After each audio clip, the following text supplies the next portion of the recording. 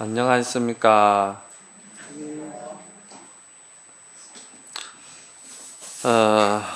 여러분들, 이 금강경을 강의 들으시려면은 여러분들께서 실제로 공부를 많이 하셔야 됩니다. 또 여러분들께서 일상생활 속에서 많이 체험하고 금강경의 가르침대로 그 인격이 완성되기 위해서 노력을 하셔야 됩니다. 그렇지 아니하고 여러분들의 일반 생각으로 이렇게 와서 금강경을 듣는 것은 상당히 좀 어렵습니다. 왜냐하면은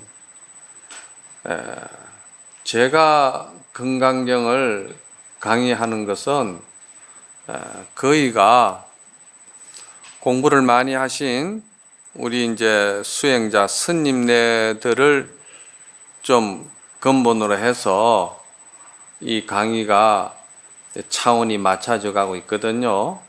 그래서 일반인들도 이 금강경을 듣고 이해하려면은 적어도 미리 경전을 많이 읽고 또 혼자 나름대로 깊이 사유하고 또 사유하면서 이런 문제가 잘 이해가 안 간다.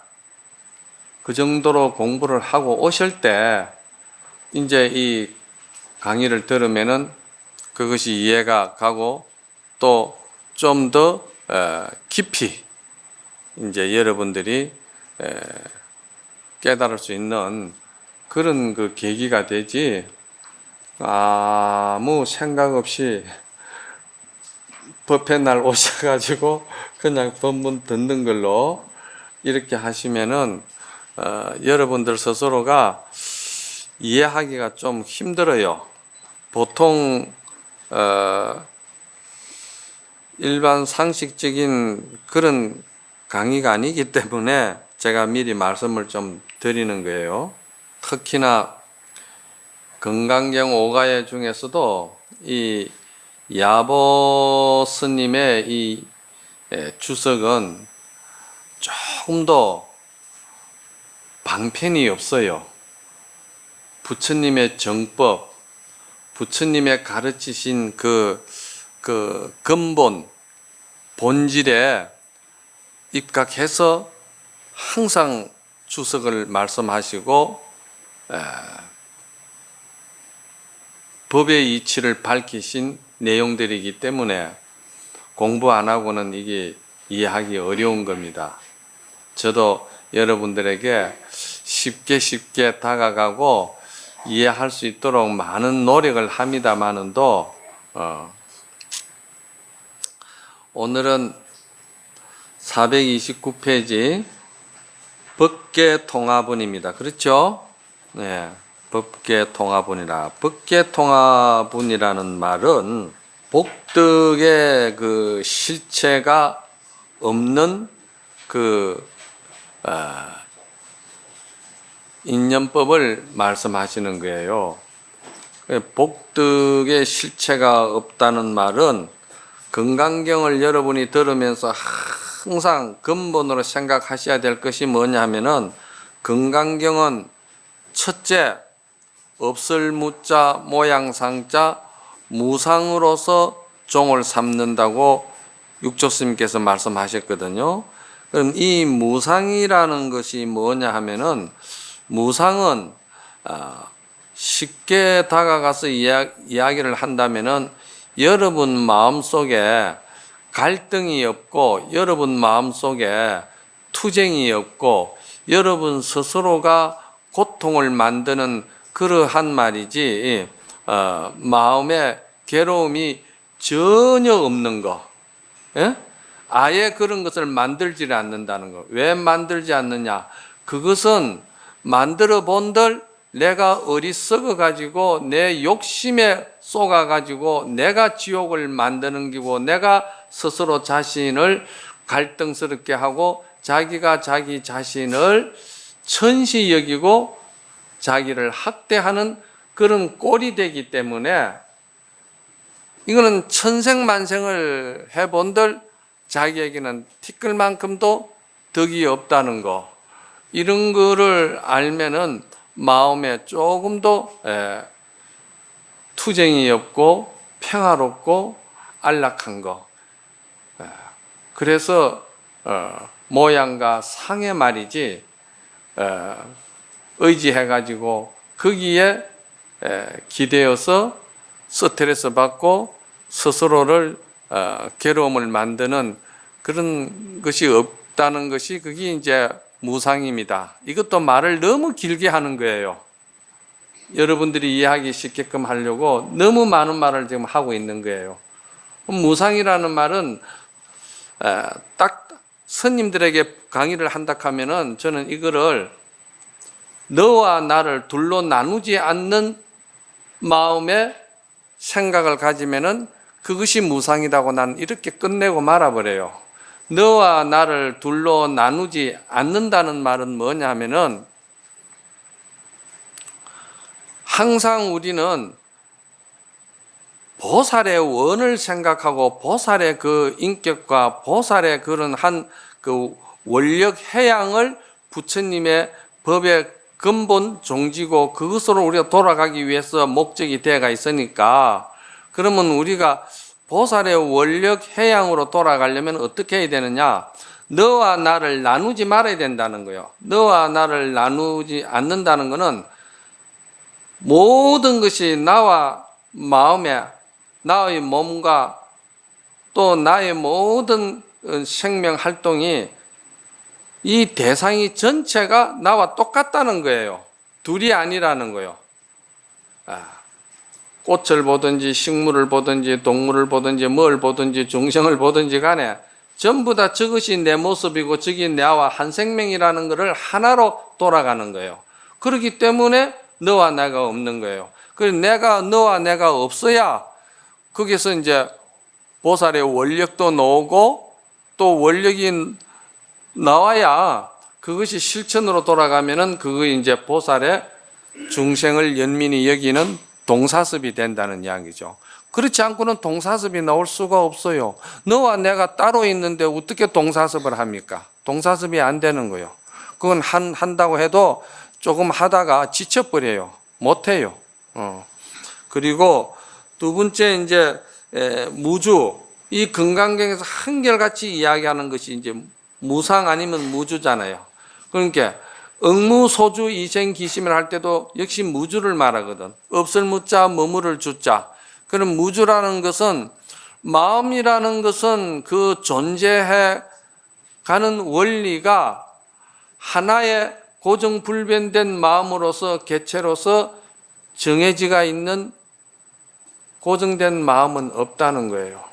마음은 항상 흐르는 물과 같다는 것이지. 마음은 항상 지나가는 바람과 같다는 것이죠. 그래서 흐르는 물을 말이지 어떤 물을 붙들고 이것이 내가 내 발을 씻은 물이다, 내 얼굴을 씻은 물이다, 이렇게 집착할 마음이 없다는 것이지. 왜냐하면은 물이라는 것은 내 얼굴을 씻든지 발을 씻든지 씻는 순간에 그 물은 흘러가 버린다. 마음도 역시 지금 경계를 만나서 그 경계에 부딪혀서 뭔가 상황이 이루어지고 뭔가 조건과 모든 이런 그 현상이 이루어지면은 이루어진과 동시에 마음은 떠나버리는 거예요. 그래서 그거를 무주라고 그러는 거죠. 없을 무자, 머무를 주자. 머무림이 없는 것이 마음이라는 거예요. 이러니까 이게 마음의 본성의 작용, 마음의 그 속성의 작용, 마음이라는 실체가 이런 것이라는 것을 갖다가 가르쳐 주는 것이 이 금강경인데, 이걸 어떻게 공부 안 하고 여러분들이 감히 쉽게 이거를 이해하려고 덤비느냐 이 말이지. 그러니까 이걸 왜 이런 말씀을 드리냐면은 저는 저 법문이 어렵다고 듣지 않아도 도리가 없는 것이고, 저는 부처님의 바른 정법, 부처님께서 말씀하신 가장 진여의 실법을 내가 여러분들에게 이해하든 안 하든 그래도 부처님의 바른 정법을 내가 일러드리고 싶은 것이지, 그냥 듣기 좋으라고 전설의 고향처럼 적당하게 가랑잎을 돈이라고 내가 그런 방편 법문을 저는 잘 안 합니다. 그래서 그런 줄 아시고, 그래서 무상이고 무아라 말이야. 무아라는 것이 그 건강경에도 항상 이야기했지만, 잘못된 자기의 어떤 아집과 아상, 잘못된 자기의 어떤 고집에 의한 말이지, 너와 나를 벽을 치고 가르는 말이지, 분단시키는 말이지, 그런 인상, 그 인상이라고 그랬잖아요. 인상. 그리고 중생상. 중생상이라는 것이 항상 나는 절대적으로 나는 중생이다. 나는 부처가 아니다. 그래서 내가 부처가 된다는 것은 대단히 말이지 멀고 소원한 일이다. 이렇게 이제 스스로 자기를 비하하는 이런 참 어리석음을 그걸 중생상이라고 그러는 거예요.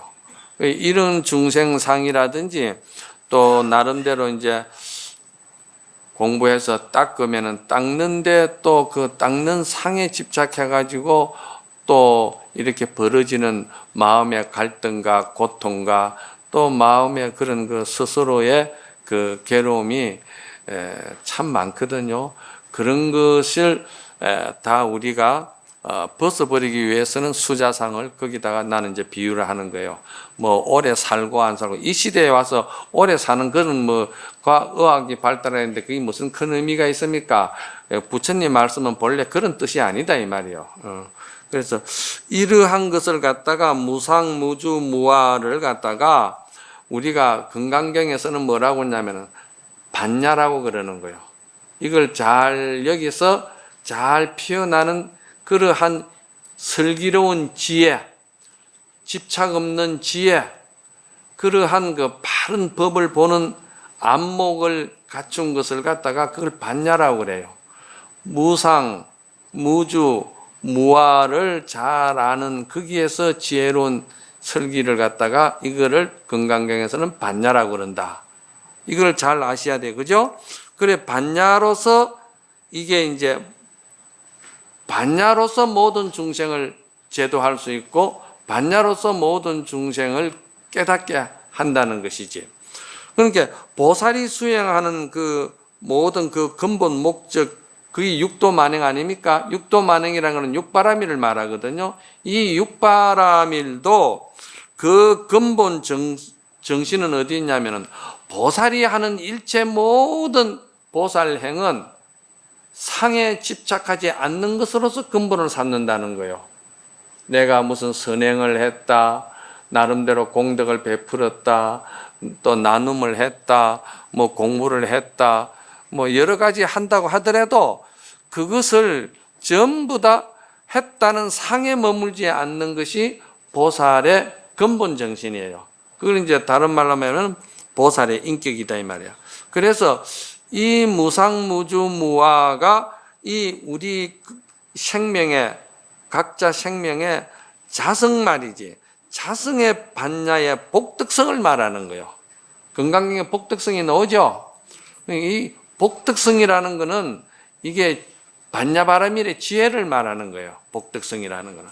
그러니까 이 반야바라밀의 복덕성의 그 지혜는 말이지 어떤 규정된 모양이 있는 것도 아니고 어떤 고정된 관념으로 인해 가지고 고정된 집착으로 인해 가지고 만들어져 있는 어떤 형태가 없다는 거예요.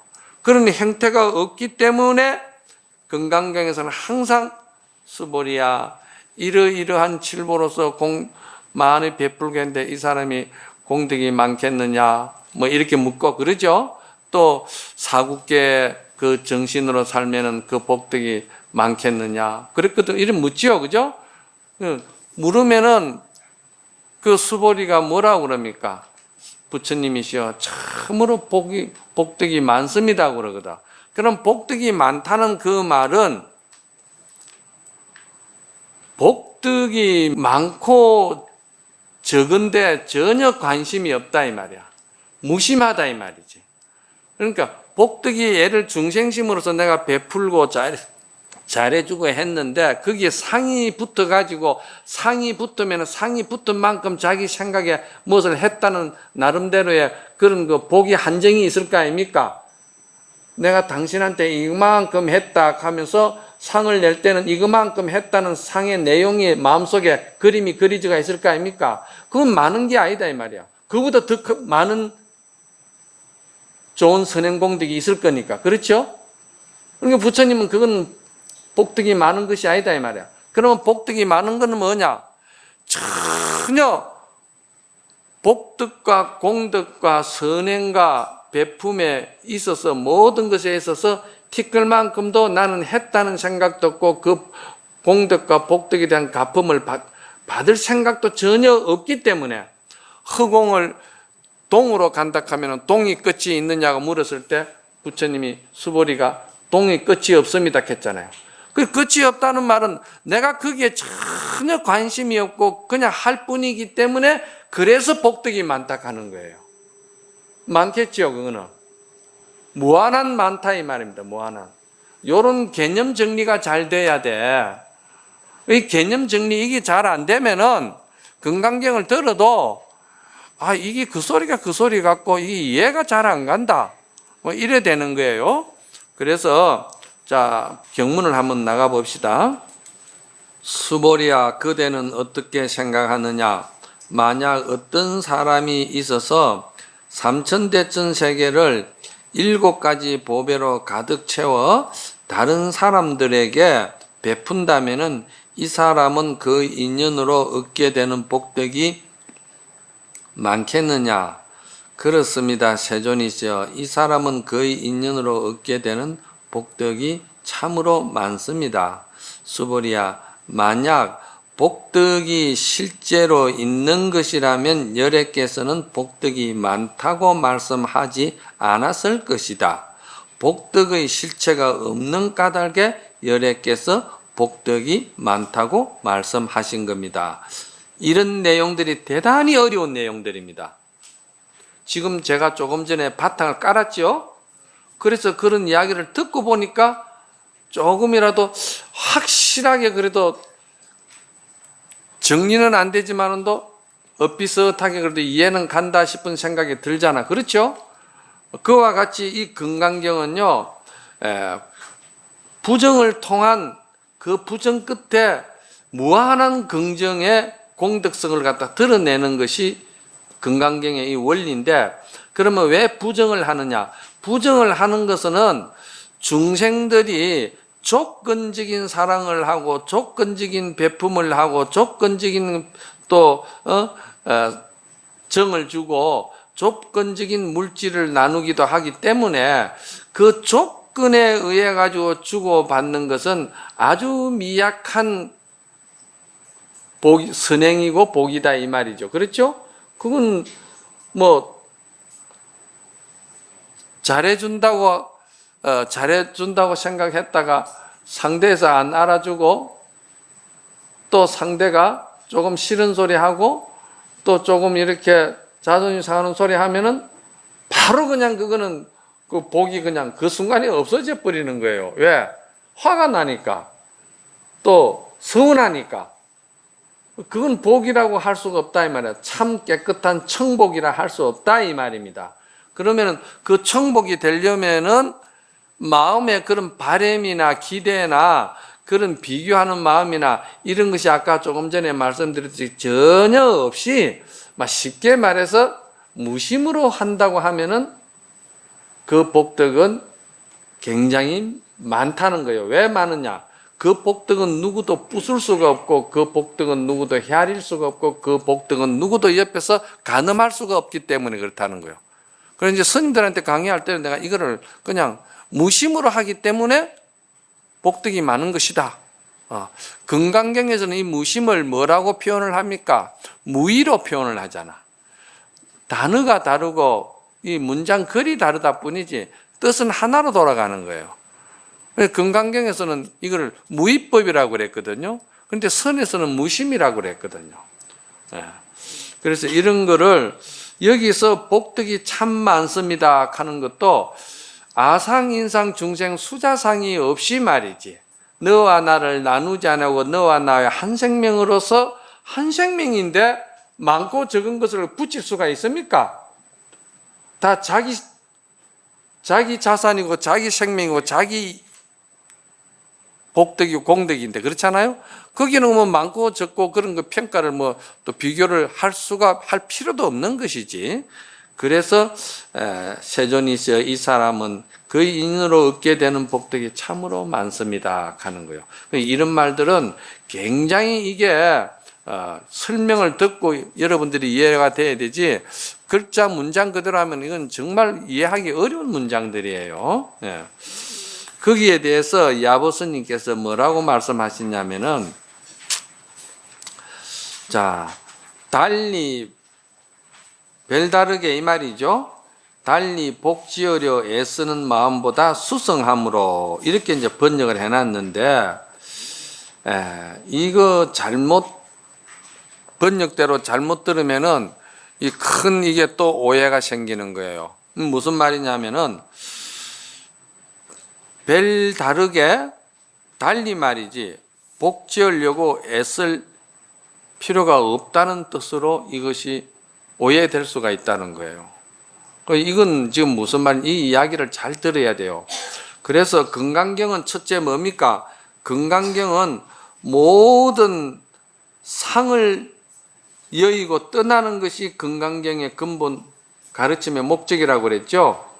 그 상에 우리가 크게 말하면 아상, 인상, 중생, 수자상이라고 그랬잖아요. 그러면 상을 영원히 여의는 것이다 말이야. 왜? 상이라는 것은 붙들 수도 없고 상은 잡을 수도 없고 상은 내가 가질 수도 없는 것이기 때문에 그 상은 아예 거기에 집착하지 말아라 그러거든요.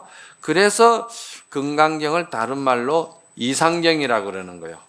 이자는 이게 떠날 이자라. 상자는 모양 상자라. 모양을 떠나는 가르침을 가르친 경전이 이상경이다. 이 말입니다. 그렇죠? 예.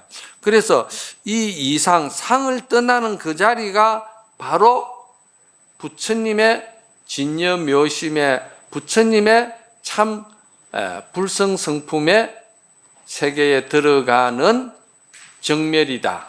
정멸이라는 말이나 부처님의 불성이라는 말이나 또 부처님의 그 참된 진리 그대로 부처님이 드러내 놓으신 진여라는 말이나 이게 똑같은 말이에요. 무슨 말인가 알겠습니까? 그러니까 정멸이라는 말도 똑같은 말이에요. 그래서 금강경에는 이상이 정멸이다. 그래서 이상 정멸분이 14분에 있죠. 이제 이런 거를 개념 정리가 잘 돼야 됩니다. 그래서 우리가 복이 있다고 생각을 하면은 복이 있다고 생각하는 그것은 뭡니까? 내가 아상, 인상, 중생, 수자상을 취하는 거잖아요. 그러면 아상, 인상, 중생, 수자상을 취하면은 어떻게 됩니까?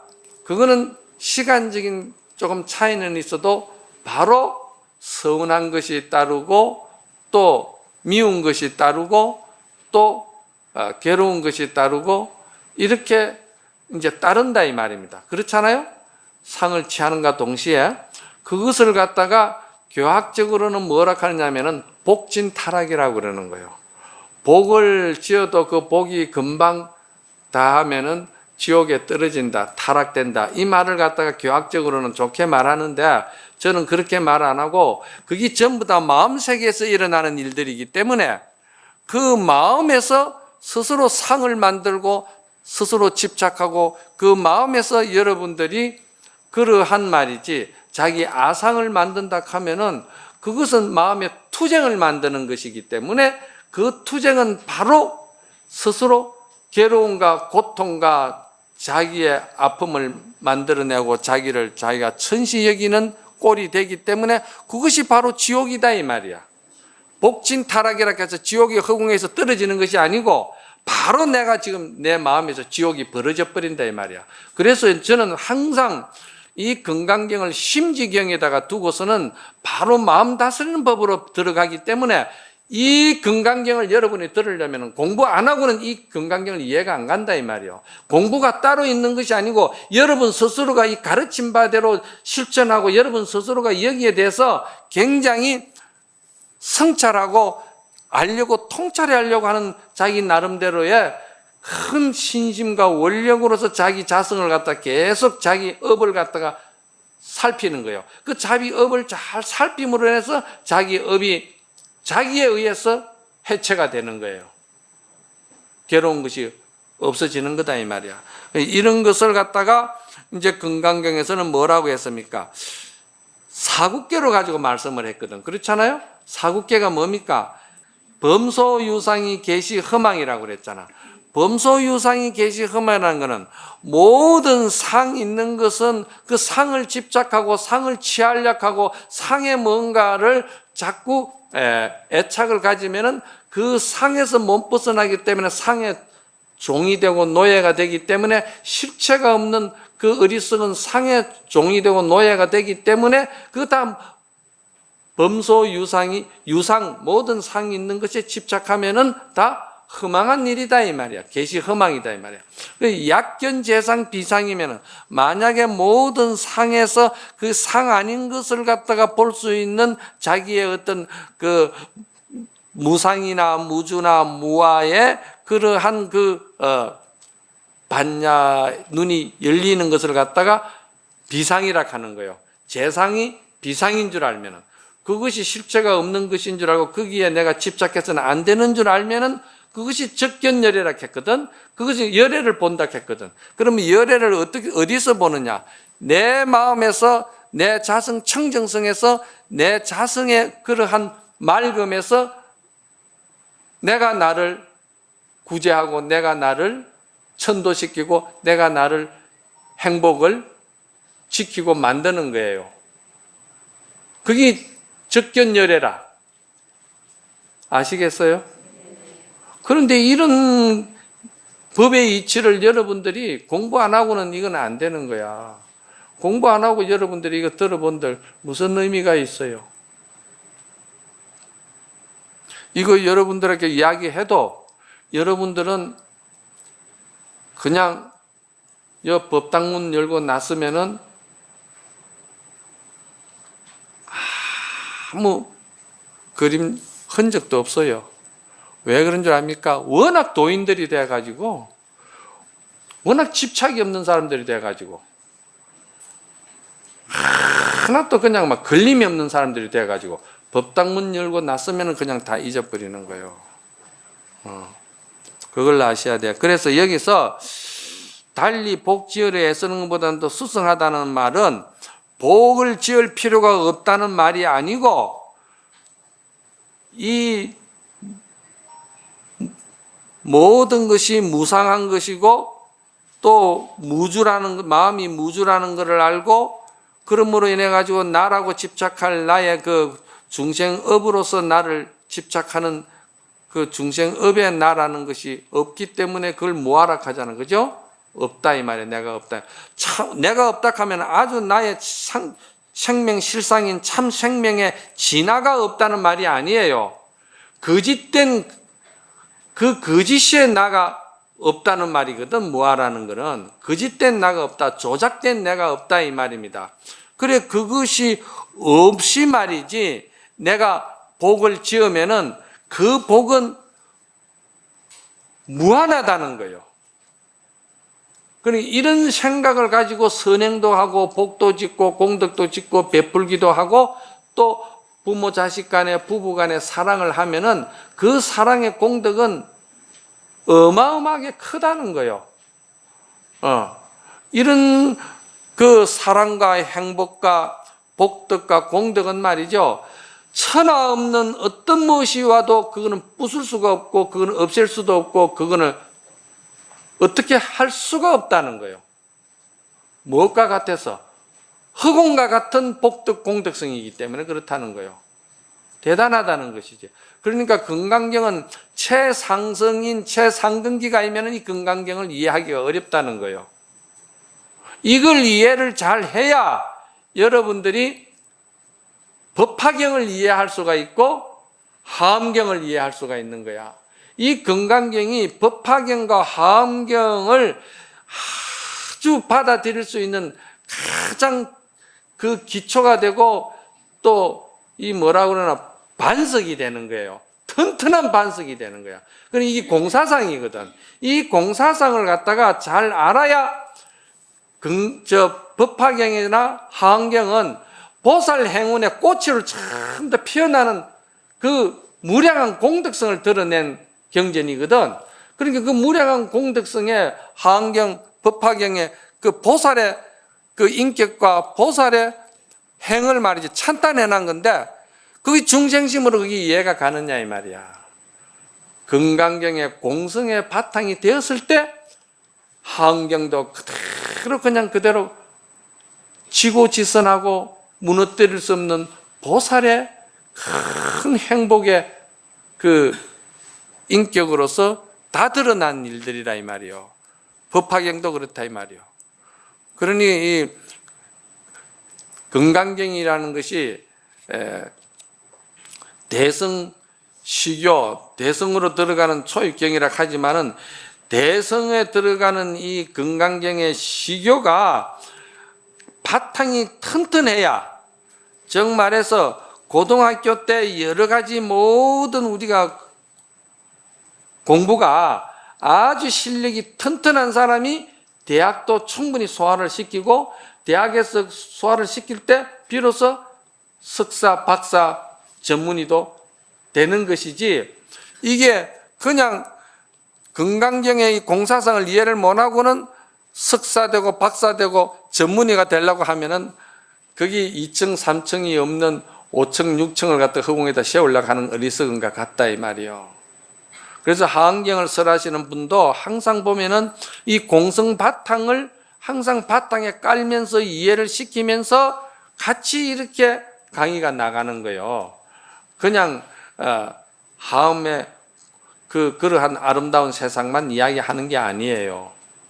이제 그런 것도 그렇고 법화경도 보면은 전부 다 그 법화경이 모든 그 중생들을 다 아우를 수 있는 그런 큰 원력 바탕으로 해가지고 법화경이 결국은 이제 상불경 보살의 인격을 드러내고 간시엄 보살님의 인격을 드러내는 그런 것들이 보살의 그저 조건 없는 아름다움의 그러한 그 완성된 행복, 자기가 만드는 그러한 완성된 행복의 세계를 그대로 다 드러낸 것이 법화경이다 이 말이요.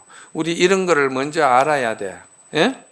그래서 여기에서 사국계만 잘 이해를 해도 사국계로서 우리가 먼저 그러한 정신적으로 우리의 본래 마음은 공성이라는 것을 알아가지고 그 공성의 바탕에서 선행을 하고 공덕을 짓고 그래 하는 그것이라야만이 옳은 복덕이 되고 옳은 공덕이 되는 것이기 때문에 그렇게 공덕과 복덕을 잘 지으라고 가르쳐주고 이야기한 것이지 복 지을 필요가 없다는 이야기가 아니다 이 말이야.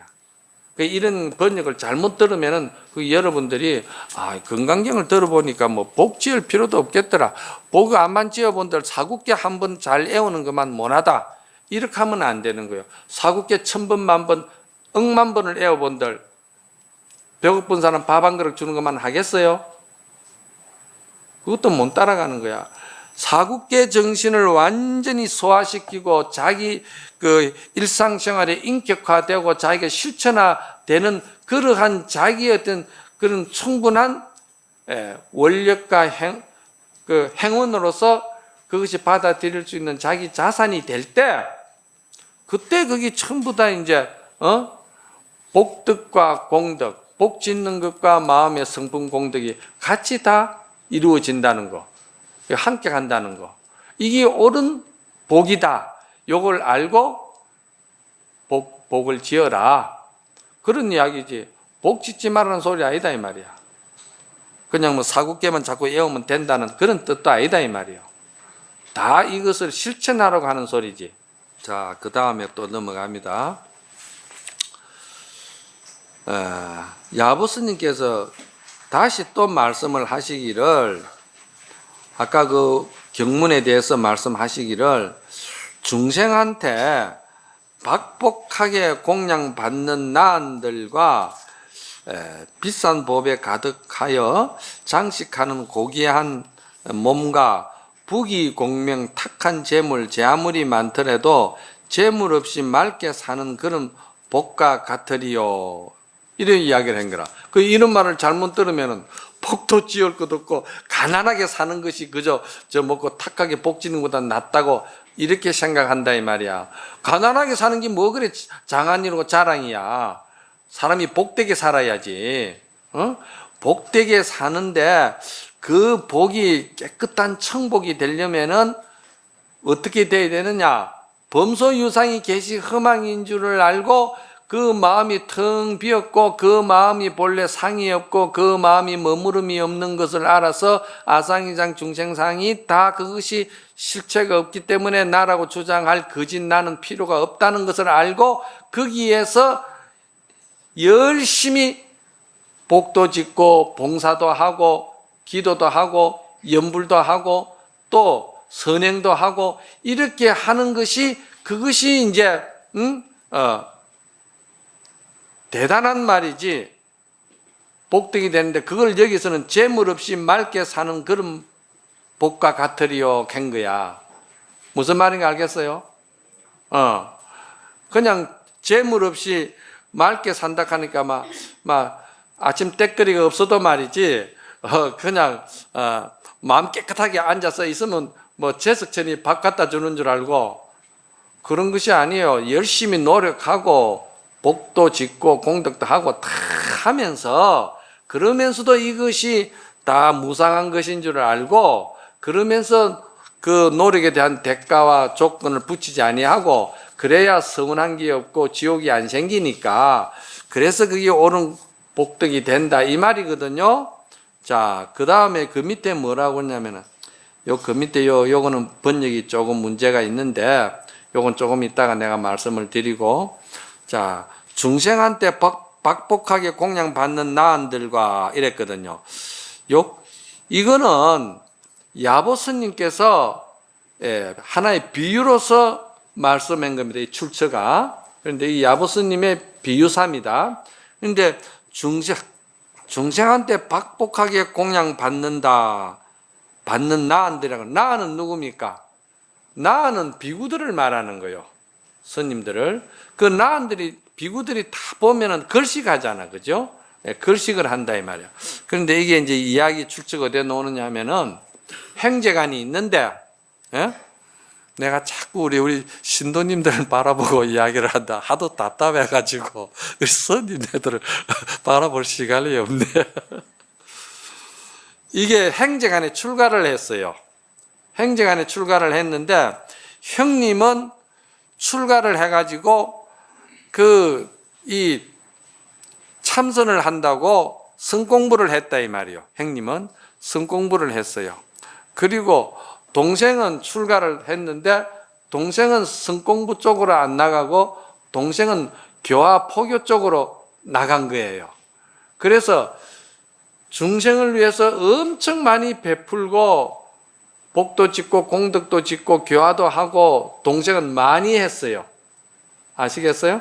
그런데 형님은 참선한다고 해가지고 교화도 못하고 복도 못 짓고 공덕도 못 짓다 이 말입니다. 아시겠어요? 그래서 이제 가난한 나은이 됐다 이 말입니다. 아라한은 아니고 나은이 된 거예요.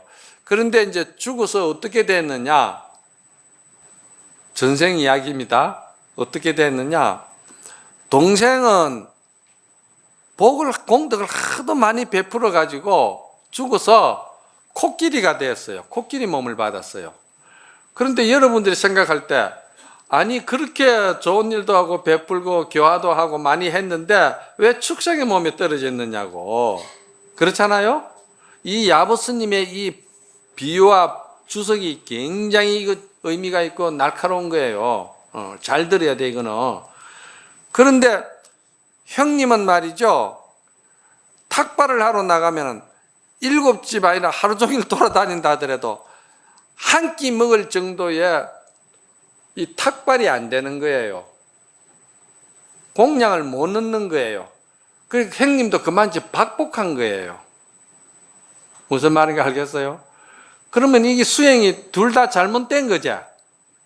그래서 아까 조금 전에 이야기한 거요.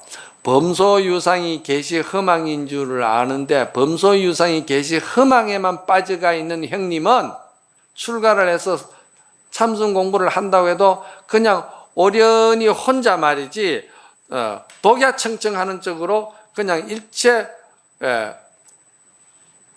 그 모든 그것을 다 이 복을 갖추지를 못한 거예요. 그러니까 그것이 이제 오히려 한쪽에 치우쳤다 이 말이야. 동생은 또 교화를 하고 많이 했는데 동생은 어떻게 됩니까? 이 지혜 반야바라미를 안 닦았잖아. 그러니까 반야바라미를 안 닦고 동생은 그냥 6층 7층을 갖다가 1, 2, 3층 없이 허공에다 지은 거나 똑같다 이 말이야. 아까 조금 전에 말씀드렸잖아요.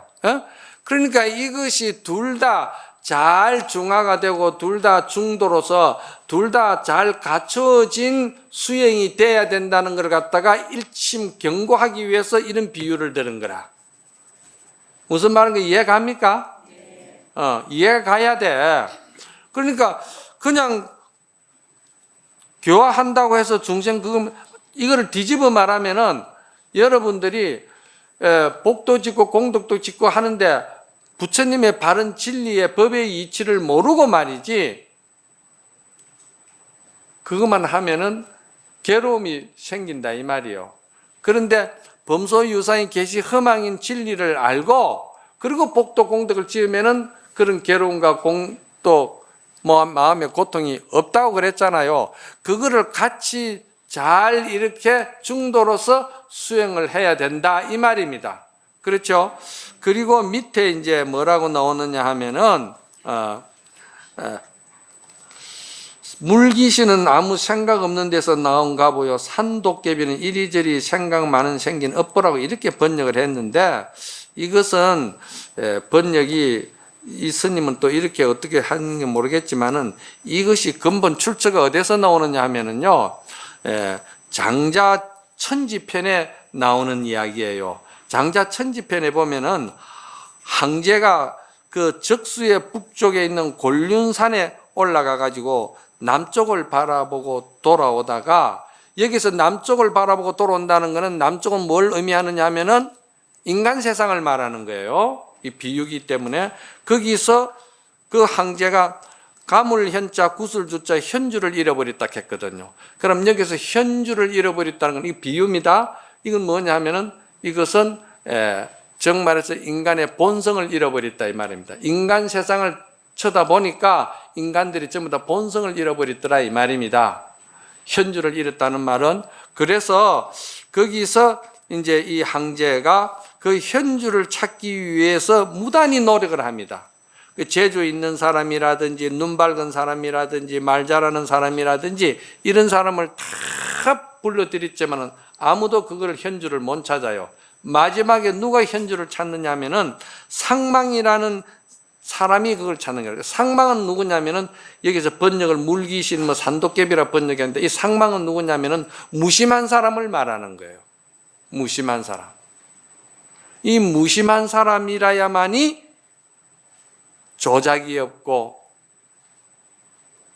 조건도 없고 나름대로 그게 없는 거예요. 그래서 이 사람이라만이 소박하고 탈속한 사람이기 때문에 이거를 구슬을 볼 수 있다는 거예요. 시간이 다 됐어요. 그래서 여기서 이 장자의 그 천지편에 나오는 이거를 빌려서 이 야보스님이 이렇게 비유를 한 겁니다. 그렇게 하시고 조금 쉬었다가 하도록 합시다. 예.